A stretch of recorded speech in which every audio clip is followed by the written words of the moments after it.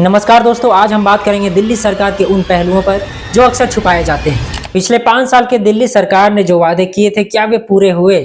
क्या जनता के साथ छल हुआ है या फिर सरकार जो है वो गुमराह करने की काम की है इन 5 सालों में? ये भी बता दें कि 5 फरवरी 2025 को दिल्ली में सिंगल फेज में वोटिंग होने जा रही है, टोटल 70 सीटों पे, और 8 फरवरी को चुनाव के नतीजे जो है वो घोषित कर दिए जाएंगे। तो हम तमाम पहलुओं पर बात करेंगे कि दिल्ली में आज तक क्या काम हुआ, कितने सारे मुद्दों पर जो है वो चर्चा हुआ, सरकार कैसे काम की, नहीं की, सरकार ने जनता के मुद्दों को प्राइमरी रख कर काम किया या नहीं। इन तमाम मुद्दों पर बात करेंगे। इस वीडियो को अंत तक देखें और अपना राय जो है कमेंट में जरूर लिखें। सबसे पहले बात करेंगे दिल्ली के शिक्षा व्यवस्था पर। दिल्ली सरकार जो है अपनी सबसे बड़ी उपलब्धि के रूप में शिक्षा को पेश किया है, लेकिन जरा गौर कीजिएगा, नए स्कूल खोलने का वादा हुआ था, लेकिन क्या वास्तव में नए स्कूल खोले गए? जो स्कूल पहले से थे उनके हालत कैसे हैं? और शिक्षकों की कमी, क्या इसे पूरी तरह से खत्म किया गया पिछले 5 सालों में? रिपोर्ट्स कहती हैं कि स्कूलों की संख्या बढ़ने के बजाय केवल पहले से मौजूद स्कूलों को सजाया संवारा गया। क्या इसे असली विकास कहा जा सकता है? बात करें दूसरे मुद्दे पर, जो है मोहल्ला क्लिनिक। अगर हम इसकी हकीकत बताएं तो दिल्ली सरकार के मोहल्ला क्लिनिक मॉडल को पूरी दुनिया में सराहा गया था, लेकिन क्या यह जनता की उम्मीदों पर खरा उतरा? यह भी बहुत बड़ा सवाल उठता है। क्लिनिक की संख्या कम और कई क्लिनिक तो ठीक से काम भी नहीं कर रहे हैं। दवाओं और डॉक्टरों की सबसे बड़ी समस्या है। और सबसे बड़ा सवाल, क्या यह क्लिनिक दिल्ली के हर एक नागरिकों तक पहुंच पा रहा है? बात करें अगर तीसरे मुद्दे की, तो वो है प्रदूषण और पर्यावरण पर।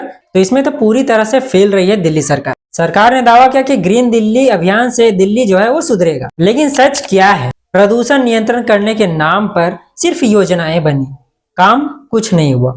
हर साल दिल्ली सर्दियों में गैस चैम्बर बन जाती है। अभी फिलहाल में ही फरवरी जनवरी के महीनों में आप देख पा रहे होंगे दिल्ली में जो सिर्फ एक गैस चैम्बर बन जाता है, और पराली जलाने का मुद्दा तो सिर्फ बयानबाजी में ही रह गया है। तो क्या दिल्ली सरकार ने इन सारे समस्याओं को दूर करने का ईमानदारी से कोशिश किया है?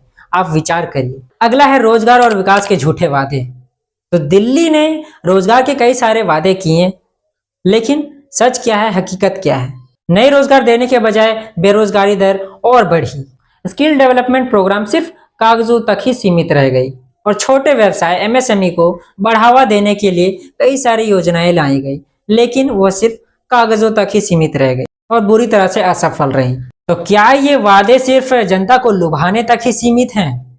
अगला है राजनीतिक प्रचार और जनता का पैसा। दिल्ली सरकार अपने प्रचार प्रसार में करोड़ों रुपए खर्च करती है, मगर क्या इतने सारे करोड़ों रुपए खर्च करना प्रचार प्रसार में सही है? मैं ये नहीं कह रहा हूं कि सिर्फ आम आदमी पार्टी ही खर्च करती है, जो दिल्ली में सरकार बनाई बैठी है। इतने सारे करोड़ों रुपए खर्चे तो बीजेपी और कांग्रेस और कई सारी पार्टियां भी करती हैं, लेकिन बेफिजूल जो खर्चे ये पार्टियां करती हैं वे काफी जो है वो प्रॉब्लम क्रिएट करती हैं हमारे देश में।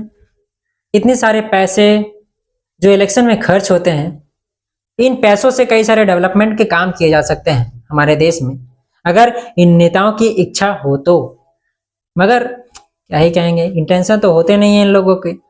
चलिए आगे बात करते हैं। दिल्ली सरकार ने जनता से कई सारे बड़े बड़े वादे किए इन पिछले 5 सालों में, लेकिन उन वादों को कितना पूरा किया गया ये तो दिल्ली वाले ही जान रहे होंगे। आप कमेंट करके जरूर बताएं। शिक्षा, स्वास्थ्य, पर्यावरण और रोजगार, इन सारे मुद्दों पर दिल्ली सरकार ने क्या काम किया? और क्या सिर्फ ये एक राजनीतिक खेल बनकर रह गया है? दोस्तों, लोकतंत्र में आपकी आवाज सबसे महत्वपूर्ण है। सरकार को जवाबदेही बनाना हमारा अधिकार है। तो क्या आम आदमी पार्टी जिस बेसिस पर आम लोगों के लिए बनाई गई थी, तो क्या वो आम आदमी लोगों के लिए अभी भी है, या फिर वो बड़े लोगों की पार्टी जो है वो बन गई है? अगर आपको लगता है कि ये वीडियो जरूरी सवाल जो है उठा रहे हैं, तो आप इस वीडियो को शेयर करें पूरे दिल्ली वासियों को, पूरे देशवासियों को, और इन सवालों का जवाब जानने की कोशिश करें। और 5 फरवरी को जो दिल्ली में 70 सीटों पे इलेक्शन होने वाले हैं, वोटिंग होने वाली है, उस पर अच्छे से सोच विचार कर आप अपने कैंडिडेट को चुनें। नमस्कार।